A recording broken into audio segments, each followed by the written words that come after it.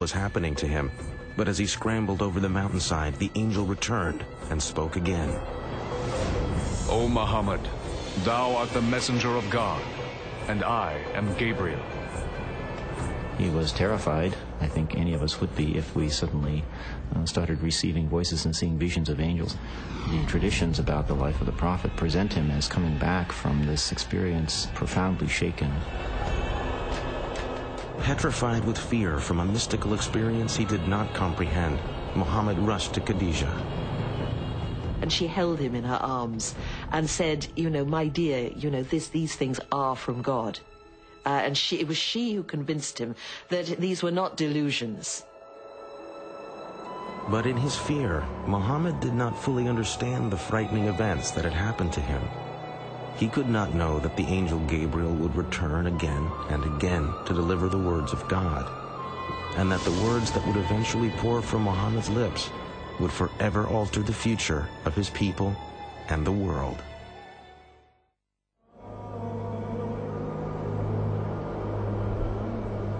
In the year 610, a 40-year-old Arab businessman with a wife and a family had been suddenly visited by an angel and commanded to become God's messenger.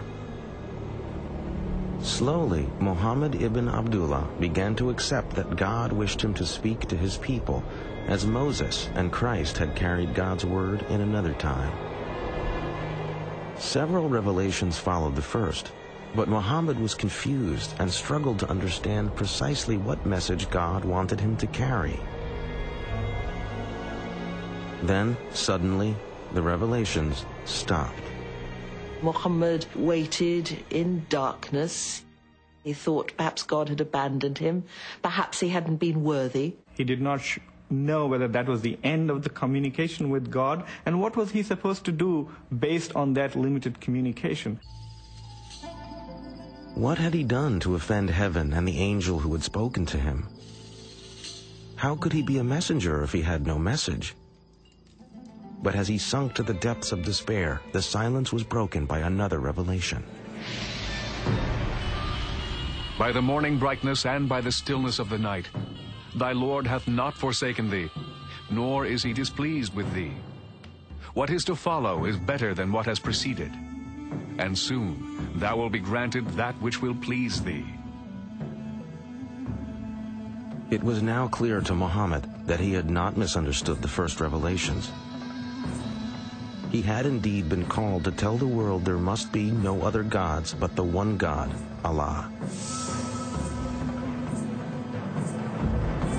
As more revelations came, the words were etched into Muhammad's memory. As he recited them, they were written down and became the Quran, God's holy book.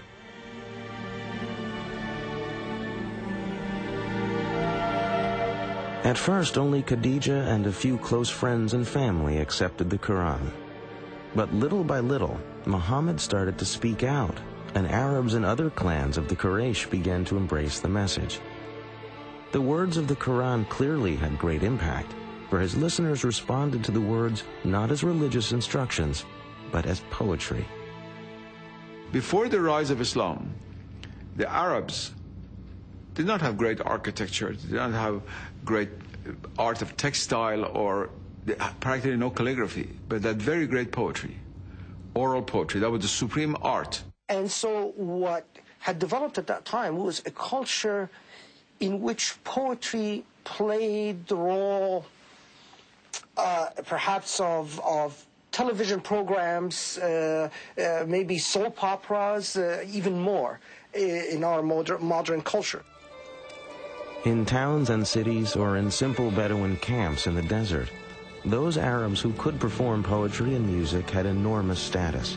Now, as Muhammad chanted the verses of the Quran, the words became music as he touched a deeply spiritual nerve in his listeners. Many stepped forward to embrace Islam and its message, but for Muhammad, they were not accepting something new, simply returning to an old religion. In many ways, the Prophet was calling people back to the one true faith, to the faith of Abraham, and back to the one true God, not to a new God, but it was to the one true God whose revelation had gone to Adam, Abraham, Moses, and Jesus. And therefore, Muhammad, in every sense of the term, is a reformer. So far, Muhammad had avoided any mention of the idols that stood in and around the Kaaba. Now he announced that the Quraysh would have to stop worshipping all other gods. He demanded a radical new expression of faith. The words began. He is Allah, the one and only. Allah, the eternal, absolute. He begetteth not, nor is he begotten. And there is none like unto him. There could be no greater loyalty than to God, not to any tribal deity, not to some traditional idol, not even to the tribe. This mild-mannered merchant was now demanding Arabs forsake the gods of their ancestors. Their real identity was rooted in their family and clan and kin connections, because it was that gave them a position in the world.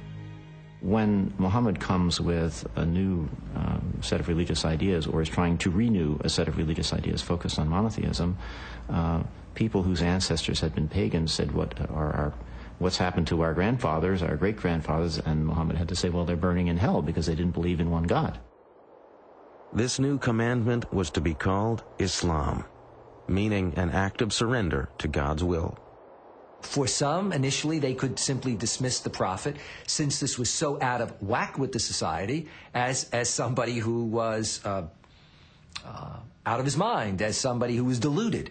But as he began to develop this seminal community, and as the prophet, given his conviction, was so public in preaching this message, then more and more of this was taken by the Quraysh establishment as a direct threat. The new message of Islam now ripped the fabric of the Quraysh community. Soon, like Jesus before him, Muhammad's ministry was turning father against son, family against family.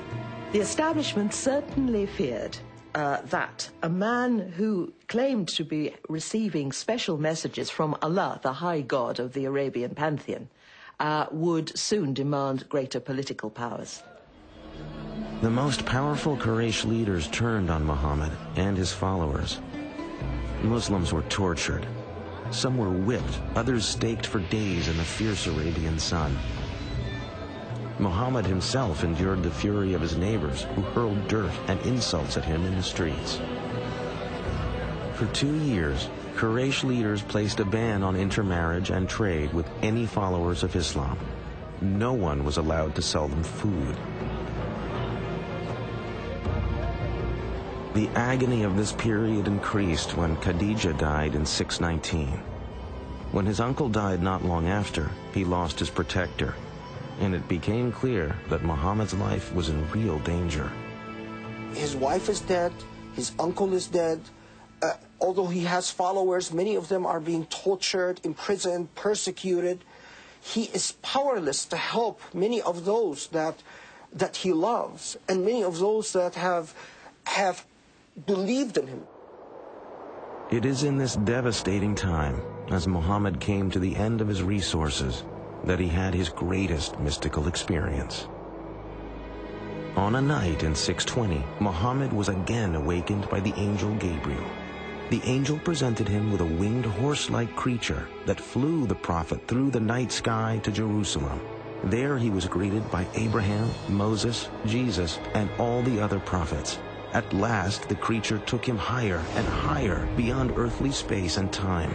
Muhammad departed his physical body, and his spirit at last stood at the summit of the universe. His celestial journey to Jerusalem suggested to Muhammad that he was entering into a new phase of his service to God and Islam. He now also understood that he could no longer remain in Mecca.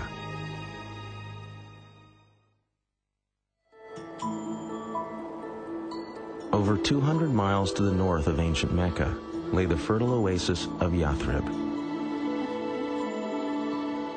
It was a lush island of green amidst harsh volcanic mountains and untillable desert soil. Its sweet water and abundant crops of grain and dates made for a comfortable life. But Yathrib was troubled. The tribes who lived in this beautiful place were locked in a deadly state of rivalry. crammed together in this small oasis.